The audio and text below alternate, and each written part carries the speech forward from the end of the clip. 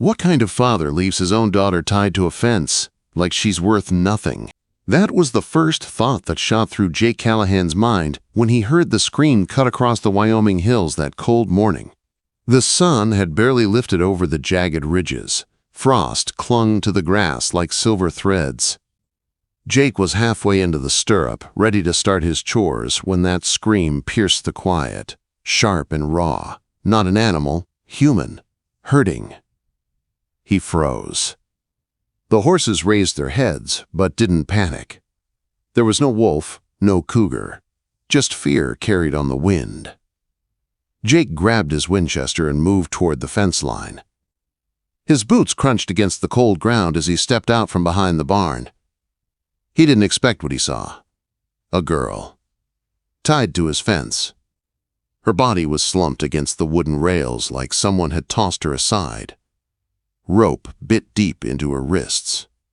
Her ankles twisted underneath her like she'd been dropped there. Her dark hair clung to her cheeks, stiff with frost. A torn shawl hung from her shoulders. Her lips were cracked. Her face looked young, too young, barely grown. Jake approached slow, hands raised so she could see he wasn't a threat. The rifle hung across his back. He moved like he was approaching a scared horse. She stirred. Her eyes flew open, wide and wild. "Don't touch me," she cried, voice hoarse and broken. Jake stopped at once. His voice came calm, steady. "I won't. I swear." The bruises on her arms were dark, some new, some older. Her dress was torn at the shoulder, stained at the hem. Someone had meant to leave her here. Someone had meant to hurt her. And someone had walked away without looking back. Jake crouched, pulling a small knife from his belt. "I'm Jake Callahan. I live here. I ain't gonna hurt you." She didn't answer. She didn't try to move. She just watched him like a trapped fox waiting for the next blow. He cut the rope at her wrists first. She didn't flinch, didn't breathe. He moved to her ankles next. As the last rope fell away, her knees buckled and she collapsed. Jake caught her just enough to ease her to the ground, without touching her more than he had to. He didn't pick her up. He didn't drag her inside. Instead, he pulled off his worn flannel shirt, folded it, and gently slid it beneath her head like a pillow. Then he reached for the silver locket around his neck. Simple, old, engraved with the word mother. He placed it in her cold palm. A small whisper slipped from her cracked lips. "My father, he left me here, said I was done, like livestock." Jake's jaw tightened. He looked past her, toward the empty road stretching toward town. No wagon. No footprints. Just silence. "You're not livestock," he said quietly. "Not while I'm breathing." He brought her a blanket and a canteen from the barn. She drank, trembling. She kept staring at him like she didn't know if he was real. He didn't ask her name. Not yet. He wrapped the blanket around her shoulders and simply said, "You'll rest here for now. Then we'll figure the rest out." A tear slid across her cheek, mixing with dirt and frost. Jake carried her into his cabin with careful arms. She felt weightless, like a dying bird. Inside, he set her gently into the rocker near the stove. The fire's glow reached her slowly, warming the cold out of her skin. The cabin was simple. One room, one stove, one bed, clean wood floors. A fire smoldered in the hearth, filling the room with a soft orange light. Jake moved in silence. He fed the fire, struck a match, and set the kettle to boil. He added marrow bones and carrots to an old iron pot. He'd lived alone for years, but today his hands worked with a strange sense of purpose. The girl watched him, her fingers curled into the blanket. Her eyes darted from the window to the door to the rifle over the mantel. She sat like someone ready to run if she needed to. She didn't eat until he looked away. He brought her a bowl of hot soup, bread split in half. He held the spoon out to her. She sniffed it first, careful and scared, like she'd been tricked too many times. Jake pretended not to notice. He stood by the window, giving her space. The soft sound of spoon against tin bowl told him she'd started to eat.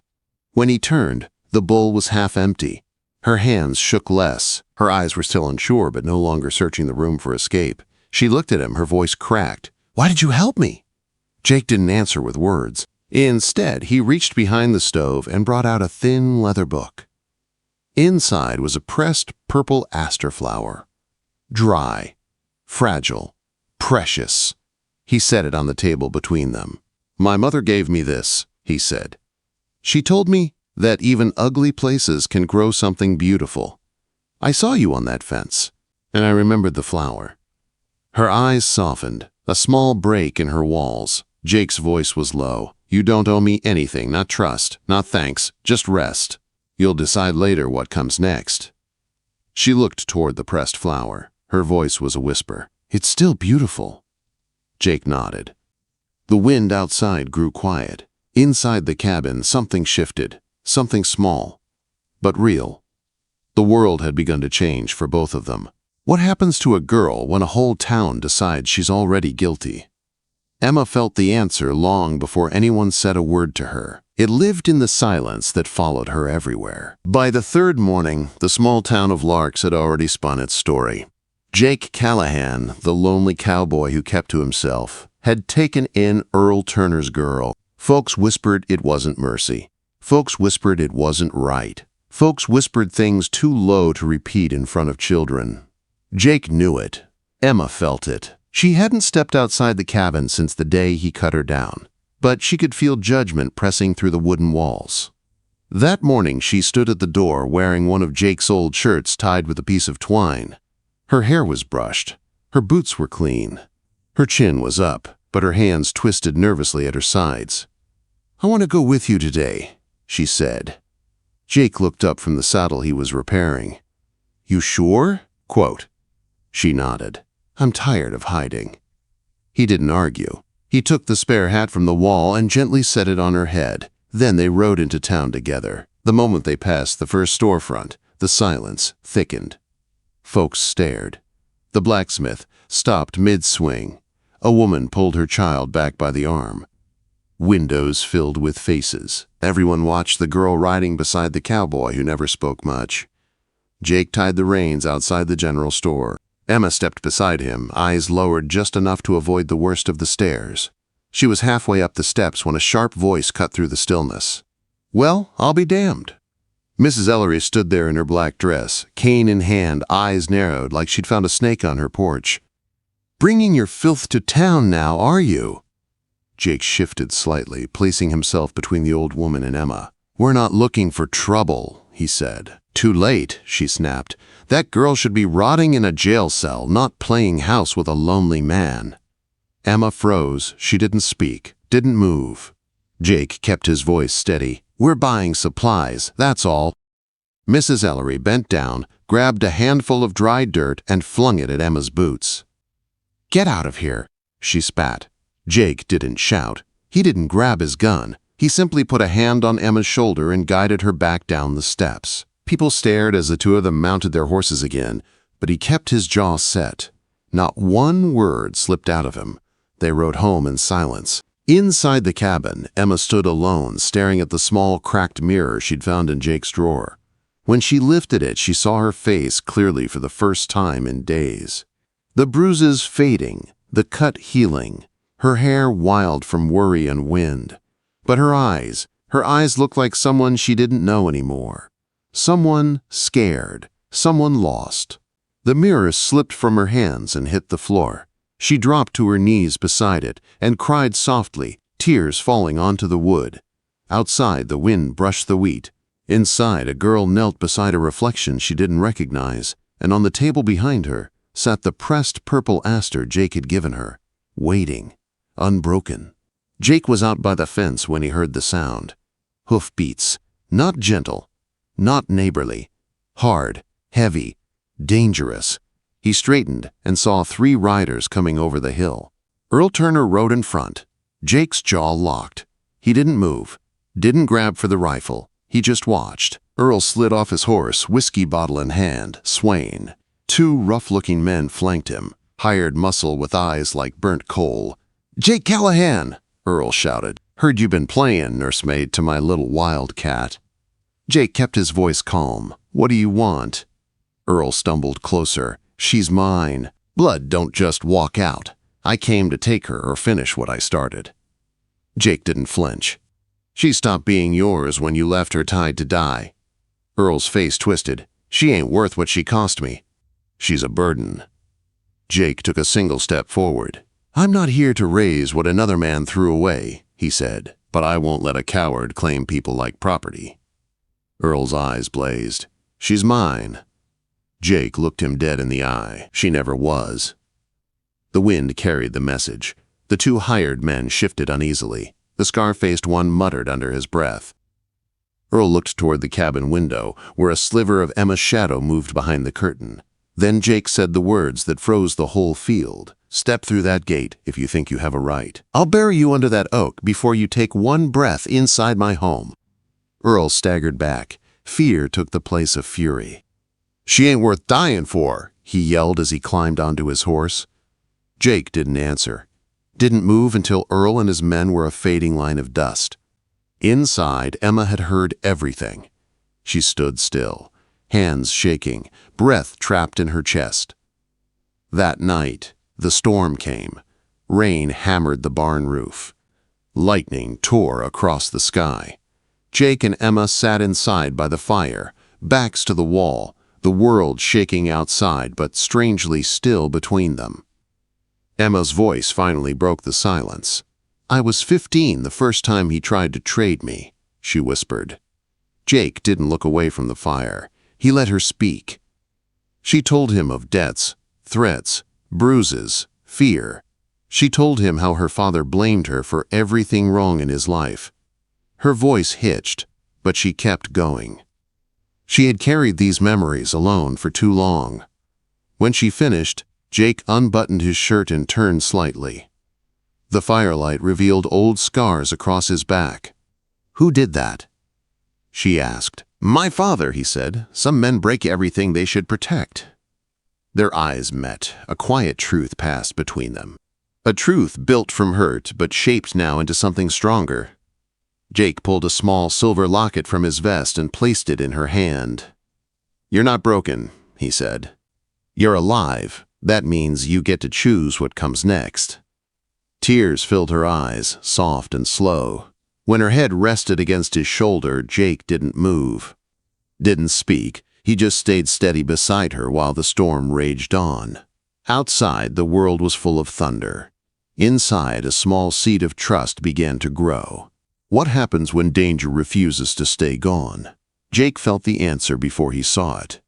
It was in the air that morning, thick and heavy, like the world was holding its breath. He stood on the porch, eyes narrowed toward the horizon. The sky was a dull gray, the kind that made a man uneasy for reasons he didn't understand. Then he saw them. 5 riders. They didn't hurry. They didn't hide. They moved in a slow arc, testing the land like wolves circling cattle. Jake knew their kind before they even stopped their horses. Men who believed the world belonged to those willing to hurt for it. The one in the center rode a black horse with white stockings, a silver-trimmed saddle, and a calmness that was almost cold. The kind of calm only dangerous men carried. Jake didn't need to hear his name. Marcus Devlin. Every rancher for miles knew him. A man who collected debts like trophies. A man who treated people like property. Jake didn't wait for the knock. He turned and stepped inside. "Emma," he said, voice tight, "it's time." She didn't question it. She already had the satchel packed, water canteen ready, ammunition tucked inside. She grabbed Jake's silver locket and tucked it close to her chest. They slipped out the back door, through brush and tall grass, moving fast but silent. Jake led her to the barn and lifted her into the loft. He pressed his Winchester into her hands. "2 shots at a time," he said. "Aim for legs. Never hesitate." Emma's breath shook. "I've never—" "You will when it's time," quote. He gave her a steady look, then vanished into the shadows below. Moments later, the world exploded. Gunfire cracked across the yard, bullets spraying the barn walls. Devlin's men shouted orders, confident. certain this would be easy. They didn't know Jake. He fired from the rafters, silent and exact. One man dropped, grabbing his leg. Another spun off balance. The others scrambled, confused. Then one kicked open the side door and swept the dark with his rifle. Jake crouched low behind stacked hay. The man passed, sloppy and unaware. Jake lunged. They hit the floor hard, boots scraping, fists swinging. The man's knife flashed and sliced across Jake's arm. Jake grunted, locked the man's wrist, twisted.